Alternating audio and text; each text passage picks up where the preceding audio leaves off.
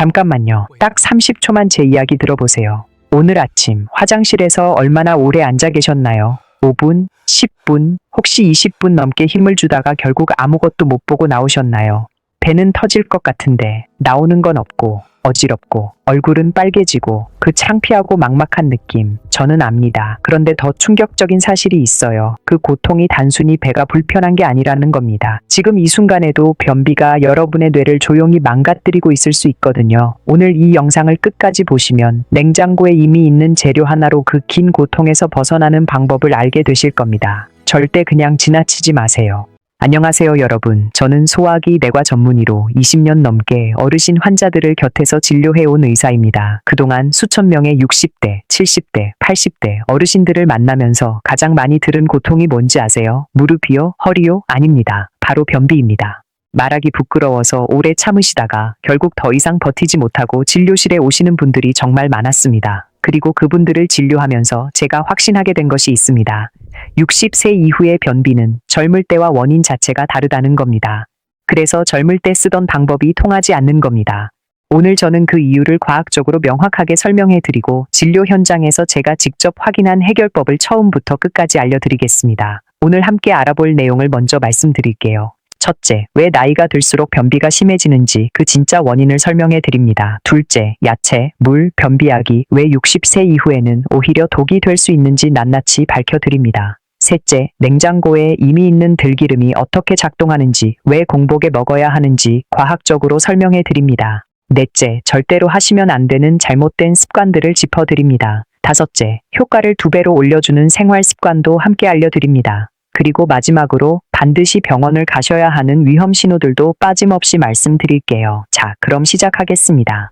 먼저 제가 진료실에서 만났던 한 분의 이야기를 들려드리고 싶습니다. 몇 년 전 일입니다. 경기도 수원에 사시는 박순옥 할머니, 당시 72살이셨어요. 아드님 손을 잡고 진료실 문을 여셨는데 처음 뵙는 순간부터 뭔가 달랐습니다. 걸음이 무거웠고 얼굴에 생기가 없었어요. 눈빛이 흐릿하고 입가에 미소라고는 없었습니다. 아드님이 조심스럽게 말씀하셨어요. 선생님, 어머니가 변비가 너무 심해서요. 몇 년째인지도 모르겠어요. 그 말에 할머니께선 고개를 숙이신 채 아무 말도 안 하셨어요. 그 침묵 속에 얼마나 오랜 세월의 고통이 담겨 있는지 저는 느낄 수 있었습니다. 할머니 이야기를 들어보니 65살 즈음부터 화장실이 불규칙해지기 시작하셨다고 했어요. 처음엔 이틀에 한 번, 그러다 사흘에 한 번. 그리고 어느 순간부터는 일주일에 한 번도 시원하게 본 적이 없다고 하셨습니다. 배는 늘 북처럼 빵빵하고 밥을 먹으면 오히려 더 답답하니까 식사량을 스스로 줄이게 됐다고요. 그러다 보니 기운이 없고 자꾸 눕게 되고 외출도 줄고 손녀딸이 같이 공원 가자고 해도 할머니 오늘은 배가 좀 이상해서 하고 거절하게 되더라고 하셨어요. 그 말씀에 저는 잠시 말이 없었습니다. 변비 때문에 손녀와의 산책도 포기하셔야 했던 겁니다. 이 이야기의 결말은 나중에 꼭 말씀드릴게요. 정말 놀라운 변화가 있었거든요. 그런데 지금 이 이야기를 꺼낸 이유는 하나입니다. 혹시 지금 여러분도 이런 상황이 아닌지 한번 솔직하게 확인해 보시길 바라기 때문입니다. 지금부터 제가 몇 가지 여쭈어볼게요. 거울 앞에 서는 기분으로 솔직하게 생각해 보세요. 매일 아침 화장실에 앉지만 아무것도 나오지 않는 날이 잦으신가요? 힘을 세게 주다 보면 어지럽거나 귀에서 윙소리가 나시나요? 배가 늘 더부룩하고 무겁게 가라앉은 느낌이 드시나요? 밥을 먹고 나면 소화가 되는 게 아니라 배가 더 막히는 것 같으신가요? 변비약을 드셔도 예전만큼 효과가 없고 점점 양을 늘려야 하게 되셨나요? 일주일에 2번 이하로 화장실에 가시게 됐나요? 대변이 매우 딱딱하거나 조금씩 끊어져서만 나오시나요? 화장실 걱정 때문에 외출이 두렵거나 불안하신 적 있으신가요? 이 중에서 2가지 이상 해당되신다면 지금 여러분의 장은 분명히 도움을 요청하고 있는 상태입니다. 특히 주의하셔야 할 신호가 있어요. 변비약을 먹어도 이전만큼 효과가 없어지고 용량을 늘려야 비슷한 효과가 나타나게 됐다면 이건 장이 자극에 무뎌지고 있다는 매우 중요한 경고입니다. 이 이야기는 뒤에서 더 자세히 드릴게요. 자, 그렇다면 왜 60세가 넘으면 변비가 이렇게 달라지는 걸까요? 지금부터 3가지 핵심 원인을 하나씩 말씀드리겠습니다. 이걸 알아야 왜 기존 방법이 안 되는지도 이해가 되시고 해결책도 제대로 써먹을 수 있으니까 집중해서 들어주세요. 첫 번째는 장 내벽이 건조해지는 것입니다. 조금 쉽게 설명해 드릴게요. 우리 장 안쪽 벽을 도로라고 생각해 보세요. 젊었을 때는 이 도로가 항상 촉촉하고 미끄럽게 잘 포장돼 있어요. 음식물이든 변이든 이 위를 스르륵 미끄러지듯 내려갑니다. 그런데 나이가 들면 장 내벽에서 점액을 분비하는 세포들이 점점 줄어들고 기능도 약해집니다. 포장도로가 울퉁불퉁한 비포장도로로 바뀌는 겁니다. 변이 이 거친 표면에 달라붙기 시작해요. 아무리 힘을 줘도 꼼짝을 안 합니다. 오히려 힘을 줄수록 더 단단하게 눌려서 더욱 안 움직이게 됩니다.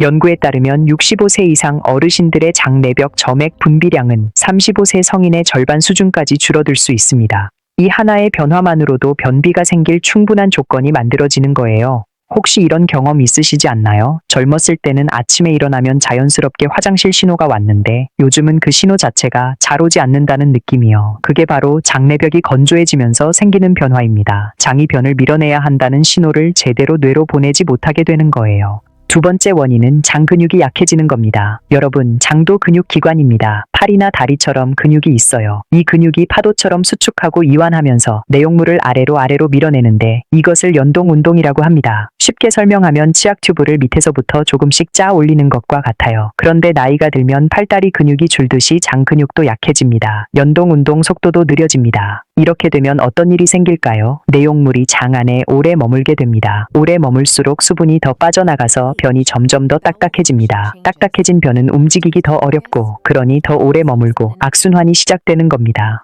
운동을 많이 하면 낫지 않냐고 물으시는 분들이 계세요. 물론 전신 운동이 도움이 됩니다. 하지만 그것만으로는 부족해요. 왜냐하면 장 근육 약화는 단순한 운동 부족의 문제가 아니라 나이에 따른 근감소증, 즉 근육 자체가 줄어드는 현상의 일부이기 때문입니다. 세 번째 원인, 이게 특히 중요합니다. 장 안에 유익균이 줄어드는 겁니다. 우리 장 속에는 수천억 마리의 미생물이 살고 있어요. 그중 유익균들이 장 환경을 건강하게 지키고 연동 운동을 촉진하는 물질을 만들어내고 장 내벽을 보호해줍니다. 한마디로 장의 경비대이자 청소부예요. 그런데 나이가 들면서 식사량도 줄고 활동량도 줄고 이런저런 약을 복용하게 되면서 유익균의 수가 급격히 감소합니다. 특히 혈압약, 당뇨약, 진통제 같은 약들이 유익균에 큰 영향을 미칩니다. 연구에 의하면 70대 어르신들의 장내 유익균 다양성은 30대와 비교했을 때 크게 줄어들 수 있다고 알려져 있어요. 그런데 여기서 정말 중요한 이야기를 해드려야 합니다. 장내 유익균은 단순히 소화만 돕는 게 아니에요. 우리가 행복 호르몬이라고 부르는 세로토닌의 대부분이 뇌가 아닌 장에서 만들어진다는 사실 알고 계셨나요? 장이 건강해야 기분이 좋고 기억력이 유지되고 감정이 안정됩니다. 반대로 장이 나빠지면 무기력해지고 우울해지고 기억력이 떨어질 수 있어요. 그래서 최근 의학계에서는 장과 뇌의 연결, 즉 장뇌축에 대한 연구가 폭발적으로 늘고 있습니다. 변비를 그냥 뒀을 때 치매 위험이 높아진다는 연구 결과들이 잇따라 발표되는 것도 바로 이 때문입니다. 변비는 단순히 불편한 증상이 아닙니다. 뇌 건강과 직결된 문제입니다. 자, 지금까지 세 가지 원인을 말씀드렸어요. 장내벽이 건조해지고 장 근육이 약해지고 유익균이 줄어든다. 이 세 가지가 동시에 일어나는 것이 60세 이후의 변비입니다. 그런데 여러분, 이쯤에서 이런 생각 드시는 분 분명히 계실 거예요. 그러면 야채 많이 먹고 물 많이 마시고 변비약 먹으면 되지 않나요? 아주 당연한 생각입니다. 그런데 안타깝게도 60세 이후에는 바로 그 방법들이 효과가 없거나 오히려 역효과를 낼 수 있습니다. 지금부터 그 이유를 설명해 드릴게요. 이 부분이 정말 중요하니까 잘 들어주세요. 먼저 야채입니다. 야채의 풍부한 식이섬유는 수분을 흡수하는 성질이 있어요. 젊고 건강한 장에서는 이 식이섬유가 수분을 머금어 변을 부드럽게 만들어줍니다. 그런데 이미 건조해진 장 환경에서 식이섬유가 수분을 빨아들이면 변이 더 딱딱하게 굳을 수 있어요. 그 딱딱한 덩어리가 거친 장 내벽에 달라붙으면 더 안 움직이게 됩니다. 채소를 더 먹었는데 오히려 배가 더 빵빵해지고 더 불편해지셨다고 하시는 분들 많으시죠? 바로 이게 이유입니다. 물은 어떨까요? 마신 물의 대부분은 소장에서 흡수됩니다. 대장까지 내려오는 물의 양은 생각보다 훨씬 적어요. 게다가 나이가 들수록 소장의 수분 흡수 효율이 높아지는 경향이 있어서 대장에 도달하는 수분이 오히려 더 줄어들 수 있습니다. 하루에 물을 1리터씩 마셔도 변비에 별 도움이 안 된다고 하시는 분들이 많은 이유가 바로 여기 있어요. 변비약은 어떨까요? 시중에 나와 있는 변비약 중에는 장을 강하게 자극해서 억지로 움직이게 만드는 종류가 있어요. 단기적으로는 효과가 있습니다. 하지만 장기 복용하게 되면 장이 이 자극 없이는 스스로 움직이지 못하는 상태가 됩니다. 약을 먹어도 효과가 점점 줄고 용량을 늘려야 비슷한 효과가 나고 결국 약에 의존하면 할수록 장은 더 게을러집니다. 자극성 변비약을 오래 복용하신 분들 중에 약을 끊었을 때 오히려 변비가 더 심해지는 경험을 하신 분들이 꽤 많은 게 바로 이 때문입니다. 그렇다면 어떻게 해야 할까요? 답은 생각보다 명쾌합니다. 밀어내려 하지 말고 미끄러지게 만들어야 합니다. 이미 건조해지고 거칠어진 장내벽에 윤활막을 만들어주는 게 핵심이에요. 딱딱하게 붙어있는 변이 자연스럽게 쭉 내려올 수 있도록 환경 자체를 바꿔주는 겁니다. 그리고 그 역할을 가장 효과적으로 하는 것이 바로 들기름입니다. 자, 지금까지 말씀드린 내용을 잠깐 정리하고 갈게요. 60세 이후 변비의 3가지 원인, 장내벽 건조화, 장근육 약화, 유익균 감소, 그리고 야채, 물, 변비약이 왜 60세 이후에는 역효과를 낼 수 있는지, 해결책은 장내벽을 미끄럽게 만드는 것, 그게 들기름입니다. 이제 들기름이 우리 몸속에서 정확히 어떻게 작동하는지, 왜 그토록 효과적인지 과학적으로 설명해 드릴게요. 아침 공복에 들기름을 한 숟가락 드시면 가장 먼저 반응하는 곳이 어디인지 아세요? 위장이 아니에요. 바로 쓸개입니다. 기름이 십이지장에 닿는 순간 쓸개에서 담즙이 분비되기 시작합니다. 이 담즙이 대장으로 내려가면 장내벽을 자극해서 수분을 분비하도록 만들어요. 건조해졌던 장이 다시 촉촉해지기 시작하는 거예요. 동시에 들기름 자체가 소장을 거쳐 대장으로 내려가면서 장내벽에 얇고 고르게 기름막을 형성합니다. 이 기름막이 윤활제 역할을 하는 거예요. 달라붙어 있던 변이 이 기름막 위로 미끄러지기 시작합니다. 힘을 주지 않아도 자연스럽게 아래로 내려오게 되는 겁니다. 자동차 엔진을 생각해 보시면 쉽게 이해가 되실 거예요. 엔진 오일이 없으면 금속 부품들이 서로 마찰하다가 엔진이 망가지죠. 엔진 오일을 넣으면 부품들이 부드럽게 돌아가고 엔진이 원활하게 작동합니다. 들기름이 장애하는 역할이 바로 그 엔진 오일입니다. 그런데 들기름이 다른 기름과 다른 특별한 이유가 있어요. 들기름에는 오메가3 지방산, 특히 알파리놀렌산이 아주 풍부하게 들어있습니다. 이 성분은 장내벽의 염증을 줄여주고 장내벽 세포를 보호하며 장근육의 수축과 이완 기능을 돕는다고 알려져 있어요. 또한 들기름은 참기름이나 올리브유에 비해 점도가 낮아요. 더 묽고 가볍기 때문에 대장 전체에 얇고 고르게 퍼집니다. 국소적으로만 작용하는 게 아니라 대장 전체를 코팅하는 데 훨씬 효과적이에요. 왜 반드시 아침 공복에 드셔야 하냐고요? 이게 정말 핵심입니다. 공복 상태에서는 위가 비어있기 때문에 들기름이 빠르게 소장을 통과해 대장으로 이동할 수 있어요. 식사 후에 드시면 다른 음식물과 뒤섞여서 이동 시간이 길어지고 대장에 도달하는 기름의 양도 크게 줄어듭니다. 효과가 현저히 떨어지는 거예요. 또 아침 공복 시간대는 장의 연동 운동이 자연적으로 가장 활발한 시간이기도 합니다. 우리 몸은 수면 중에도 장을 청소해요. 대략 1시간마다 장이 강하게 꿈틀거리며 내용물을 아래로 밀어냅니다. 그리고 아침에 일어나 활동을 시작할 때 그 운동이 절정에 달해요. 바로 이 타이밍에 들기름으로 장 내벽을 부드럽게 만들어주면 장의 자연스러운 움직임과 시너지 효과가 생기는 겁니다. 방법은 정말 간단합니다. 아침에 눈을 뜨시면 바로 냉장고에서 들기름을 꺼내세요. 작은 숟가락, 흔히 티스푼이라고 하는 것으로 가득 하나를 드세요. 5ml 정도입니다. 이 양을 정확하게 지키시는 게 중요해요. 물에 타거나 다른 음식에 섞지 마시고 그냥 입에 넣고 천천히 삼키세요. 삼키고 나서 30분에서 1시간은 다른 음식을 드시지 마세요. 그 이후엔 평소처럼 아침 식사를 하시면 됩니다. 처음에 낯선 느낌이 드실 수 있는데 신선한 들기름은 생각보다 고소하고 부드러워서 대부분 드시기 어렵지 않다고 하세요. 그래도 불편하시다면 삼키고 나서 따뜻한 물 한 모금 마셔서 입안을 헹궈주셔도 됩니다. 대부분의 분들은 3일에서 7일 안에 변화를 느끼십니다. 오래되신 분들은 2주 정도 꾸준히 하셔야 하지만 반드시 변화가 옵니다. 자, 이제 절대로 하시면 안 되는 잘못된 습관들을 말씀드릴게요. 들기름을 열심히 드시면서도 이런 습관들을 함께 하시면 효과가 반감되니까 꼭 기억해 두세요. 첫 번째, 변비약에 계속 의존하는 겁니다. 들기름을 시작하셨다면 자극성 변비약은 서서히 줄여 나가셔야 해요. 변비약이 장을 강하게 자극하는 동안에는 들기름이 장 내벽에 고르게 코팅되기 어렵습니다. 담당 의사 선생님께 말씀드리고 변비약을 천천히 줄여나가는 계획을 함께 세워보세요. 두 번째, 변비 때문에 밥을 줄이는 겁니다. 배가 불편할까봐 식사량을 스스로 줄이시는 분들이 많으세요. 하지만 식사량이 줄면 장으로 들어오는 내용물이 줄어들고 연동 운동이 더 약해집니다. 장을 움직이게 하려면 적절한 양의 식사가 필요해요. 아침 식사만큼은 반드시 드세요. 아침 식사가 장에게 오늘 하루를 시작하자는 신호를 보내기 때문입니다. 세 번째, 화장실에서 오랫동안 힘을 주고 앉아 계시는 겁니다. 10분, 20분 이상 힘을 주시는 분들이 계시는데 이렇게 하면 항문 주변 혈관에 무리한 압력이 가해져서 치질이 생길 수 있어요. 또 이 자세가 반복되면 장이 오히려 둔감해집니다. 5분 안에 해결이 안 되시면 일단 일어나서 집안을 가볍게 5분 걷고 다시 시도해 보세요. 강제로 힘을 주는 것보다 훨씬 효과적입니다. 네 번째, 신호가 와도 참는 겁니다. 외출 중이거나 귀찮아서 장이 보내는 신호를 무시하시는 분들이 계세요. 자꾸 무시하면 장은 점점 신호를 보내는 걸 포기해요. 변이를 느끼시면 가능한 한 빨리 화장실에 가시는 습관을 들이세요. 5번째, 들기름을 너무 많이 드시는 겁니다. 더 많이 먹으면 더 효과가 좋겠지라고 생각하시는 분들이 계시는데 작은 숟가락 하나 5ml가 정확한 양입니다. 이 이상 드시면 설사가 생길 수 있고 칼로리 부담도 높아져요. 적게 드셔도 안 되지만 많이 드셔도 안 됩니다. 딱 작은 숟가락 하나만요.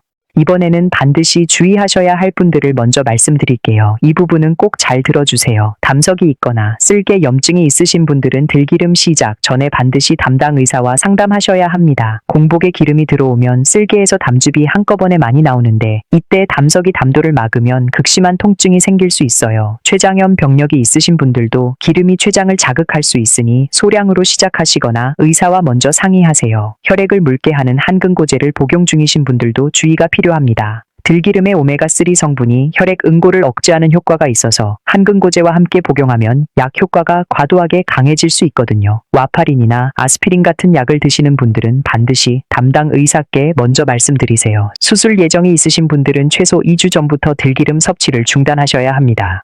들기름을 올바르게 고르고 보관하는 방법도 중요합니다. 잘못된 들기름을 드시면 효과가 없을 뿐 아니라 오히려 해가 될 수 있거든요. 마트에 가시면 들기름 종류가 정말 다양해서 헷갈리실 수 있어요. 제가 명확한 기준을 알려드릴게요. 첫째, 반드시 100% 순수 들기름을 고르세요. 다른 기름과 혼합된 제품은 효과가 떨어집니다. 라벨에 들가에 100% 또는 순수 들기름이라고 명확히 표시된 것을 고르세요. 둘째, 저온 압착 방식으로 만든 제품을 고르세요. 고온에서 기름을 짜내면 오메가3 같은 불포화 지방산이 열에 의해 파괴될 수 있어요. 저온 압착이라고 표시된 것을 찾으세요. 셋째, 용량이 작은 것을 구입하세요. 200ml에서 300ml 정도의 소용량을 사서 한 달 안에 다 드시는 게 좋아요. 들기름은 공기에 닿으면 산화가 빠르게 진행됩니다. 뚜껑을 여신 후에는 반드시 냉장 보관하시고요. 신선한 들기름은 맑은 황금빛의 고소하고 은은한 향이 납니다. 색이 너무 진하거나 탁하고 비린내나 쿰쿰한 냄새가 난다면 이미 산화된 거예요. 그런 경우엔 망설이지 말고 새 것을 사세요. 가격도 부담 없어요. 200ml짜리 한 병에 마트에서 3,000원에서 5,000원 정도면 살 수 있고 하루 5ml씩 드시면 한 병이 40일 가까이 가요. 하루에 100원도 안 되는 비용으로 이 오랜 고통을 해결할 수 있다는 게 정말 놀랍지 않으신가요?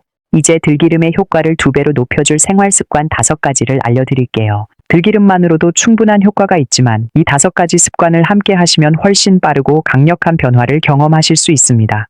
첫 번째, 아침 식사 후 10분 걷기입니다. 밥 드시고 바로 앉아 계시거나 누우시면 소화와 장 운동이 느려져요. 식사 후 10분에서 15분 정도 집 안을 천천히 걷거나 아파트 복도를 한 바퀴 도시면 장 운동이 눈에 띄게 활발해집니다. 걷기가 어려우신 분들은 제자리에 서서 무릎을 번갈아 들어 올리는 동작을 20번 정도 하셔도 비슷한 효과를 볼 수 있어요. 중요한 건 움직임 자체입니다. 두 번째, 수분을 조금씩 나눠 드세요. 물을 한꺼번에 많이 마시는 것보다 하루 종일 조금씩 나눠 드시는 게 훨씬 효과적입니다. 아침에 들기름 드시기 10분 전에 따뜻한 물 1컵, 들기름 드시고 30분 후에 또 1컵, 이런 식으로 하루에 큰 생수병 하나 분량의 수분을 여러 번에 나눠 드세요. 보리차나 결명자차도 좋아요. 우리 어르신 세대가 즐겨 드시던 전통차들이 장 건강에도 실제로 좋습니다. 세 번째, 자기 전 배 마사지를 습관화하세요. 배꼽을 중심으로 시계 방향으로 천천히 크게 원을 그리며 손바닥으로 부드럽게 5분 정도 마사지 해주세요. 세게 누르지 않으셔도 됩니다. 쓸어내리듯 가볍게 하시면 돼요. 잠자리에 드시기 전에 하시면 다음날 아침 화장실 가시는데 정말 큰 도움이 됩니다. 텔레비전 보시면서 혹은 누우셔서 편하게 하시면 됩니다. 돈도 시간도 거의 들지 않아요. 네 번째, 식사 시간을 규칙적으로 지키세요. 우리 몸은 루틴에 반응합니다. 매일 같은 시간에 식사를 하면 장도 그 시간에 맞춰 준비를 시작해요. 위에 음식이 들어오면 대장이 반응해서 내용물을 밀어내는 자연스러운 반사작용이 일어나거든요. 아침 식사가 특히 중요해요. 아침을 거르지 않으시면 장이 하루의 리듬을 제대로 시작할 수 있습니다. 아침 식사 후 30분 안에 화장실에 가보시는 습관을 들이시면 좋아요.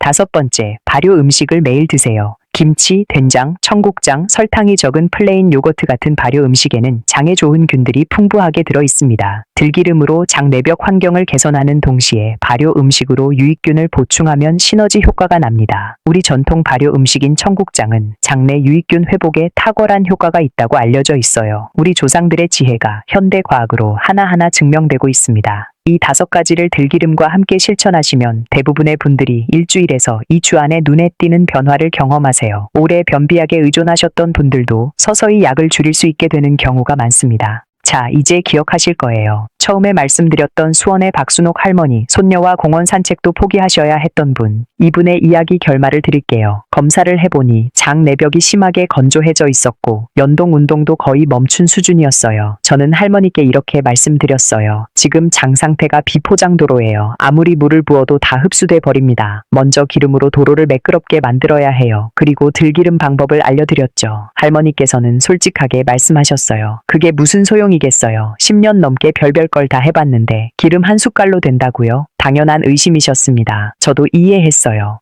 그런데 일주일 후 아드님과 다시 오셨을 때 진료실 문을 여시는 모습이 달랐습니다. 걸음이 가벼웠어요. 눈빛이 살아있었고 입가에 작은 미소가 있었어요. 할머니께서 말씀하셨습니다. 선생님, 첫날에 됐어요. 처음에 저도 귀를 의심했어요. 첫날이에요? 네. 아침에 들기름 먹고 오후에 신호가 오더라고요. 힘도 별로 안 줬는데 그냥 나왔어요. 그 시원한 느낌. 몇 년 만인지 모르겠어요. 할머니 눈가에 눈물이 맺혀 있었습니다. 저도 마음이 뭉클했어요. 그 눈물이 단순히 변비가 해결된 기쁨만이 아니라는 걸 알았거든요.